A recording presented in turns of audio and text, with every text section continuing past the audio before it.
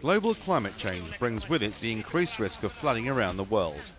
Its impact can be devastating for communities.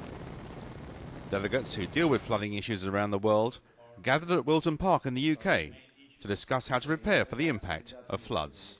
We know that across the world we are going to be experiencing more floods and particularly many more small and medium-sized floods in the coming years. And so what we're doing here is looking at how, as an international community and how as individual members of that community, we can prepare better to respond when people have their lives turned upside down by flooding, and then how, after the flood has happened, how we can better respond and how we can help people recover from that. The conference looked at a wide range of issues that need to be addressed when flooding occurs and the response to that situation. Part of it is about better information and information reaching communities quicker and in a better form. We also can have supplies and stocks much better positioned, and we can also be clearer about who is going to do what, because quite frankly the moment that a flood has occurred is not the time to sit down in a room and say, well, why don't you do this bit and we'll do that bit. We need to get those contingency plans in place. One area affected by flooding is Bihar in India. Heavy rains in the monsoon season led to a river breaching its banks, leaving millions of people in remote areas with nothing in 2007. The same occurred in 2008.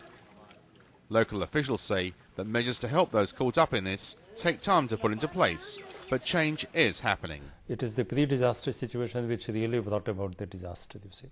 So there is no point going back to that and then writing an invitation for the next disaster to happen, you see. So we are starting to work with the community, with the people, with the local institutions, with the village communities, with the NGOs over there, you see, to talk of this, bring about this change of mindset.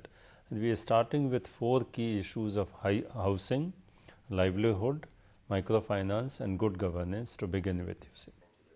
Elsewhere, delegates feel there needs to be a regional framework to help when floods occur, and getting local people to understand the issues before its impact. Decisions have to be taken before the problem occurs. And I find that in many cases, these decisions are not difficult. However, when we come and talk about climate changes to someone in Ethiopia, they don't give a thought, they don't care. They want to know how they're going to live during the coming week, and some just want to know how they're going to live during the coming day. If we break down this issues that climate changes have on the lives of people to simple facets that the local community can understand, and then maybe by some sort of magic this local community could sort of push their local commissioner to represent them correctly, maybe we can get somewhere. It's hoped the conference will provide delegates with clear principles and guidelines of what to do in such situations and how to approach flooding disasters before they occur.